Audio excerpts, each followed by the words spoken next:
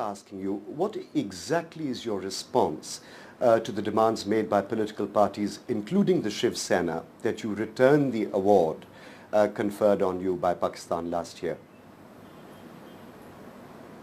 No other party has made any demand of that sort. It's only the Shiv Sena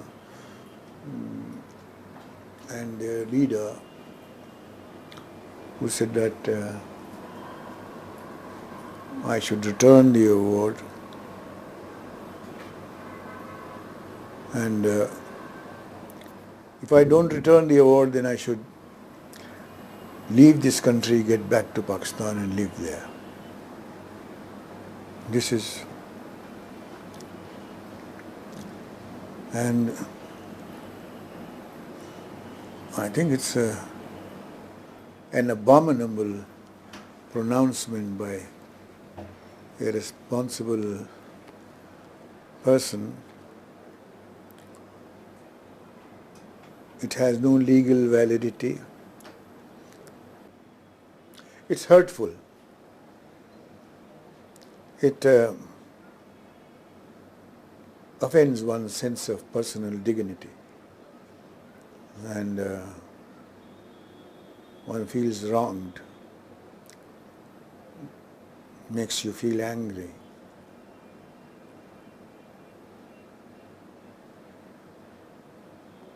And the fact that it comes from people who are concerned with the ruling party of a state, it's also amazing and very surprising. Apart from the Shiv Sena, sir, other BJP MPs in Maharashtra, and there are reports that even Sharad Pawar's party have not condemned the statement of the Shiv Sena, but they've been fairly ambiguous about this. Do you find that equally hurtful? Mr. Sharad Pawar's party has retracted the statement. Mr. Pawar has cleared it himself. And about the BJP, they have said that it is all up to me to give away the award or not to give it up. The parties as such may have made some unauthorized members who said a few irresponsible things. I don't mind them.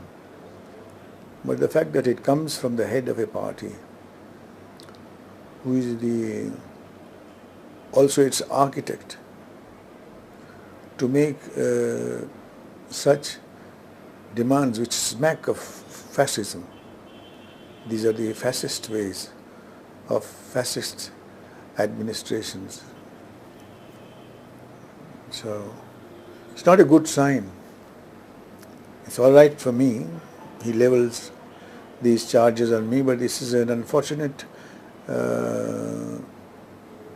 sign that we should have such people in the administration of such a large democracy such as India. We are a federal democratic country, and these are not happy signs. So you've chosen to come to Delhi to meet Prime Minister Vajpayee, but did you at any point before this consider seeing Balasaheb Thackeray yourself? After all, you've known him a long time in Mumbai. I do not think that any useful purpose would have been served in meeting him, because he is a little adamant in his nature. He can be very nice and has been extremely affectionate and kind with me when he feels like it, but it seems that he is on the lookout for any little thing to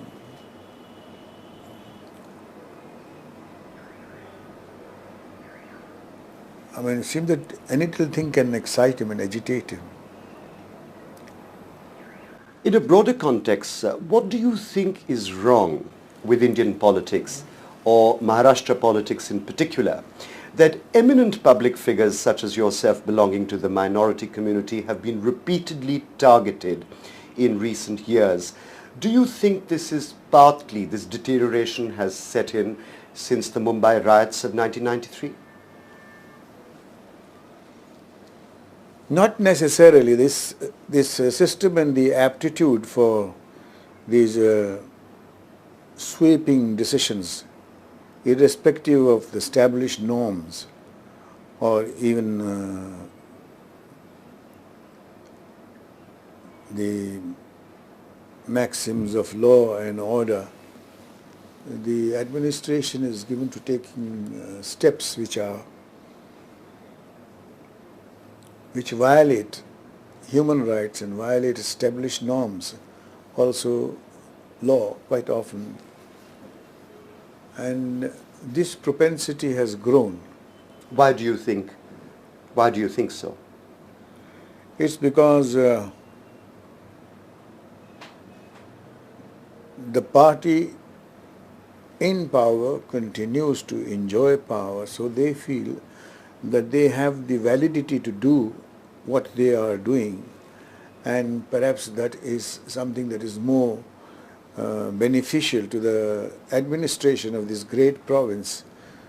Bombay was one of the most lucrative cities in the country, and it also had a very rational, beautiful culture. It was supposed to be one of the best administrated city, also socially more vibrant and more cosmopolitan. But unfortunately, over the years, it has lost that distinction of place and also the distinction of the quality that it enjoyed in its administration and also in its socio-civic ambience. You've been involved in a rather ugly and public controversy some months ago. It was your defense of the film Fire that led to very unpleasant protests outside your residence in Mumbai.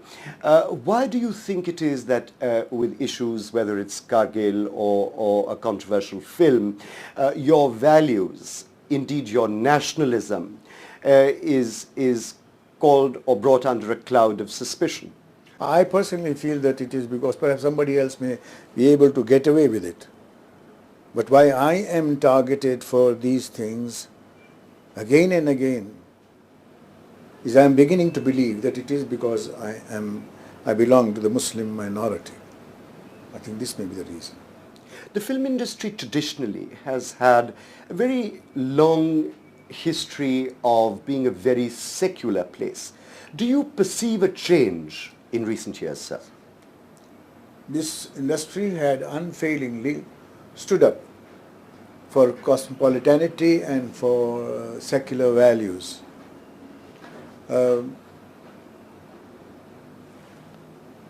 I cannot say that it has changed. I would not like to say that. I am no longer in the hub of things. I'm a little away. So I wouldn't be able to read the climate and the new traditions. But the younger generation has to prove itself and its social or beliefs or its view on not just filmmaking, but the ethics involved in the filmmaking and the obligation that the film workers or stars, producers and directors owe to society. One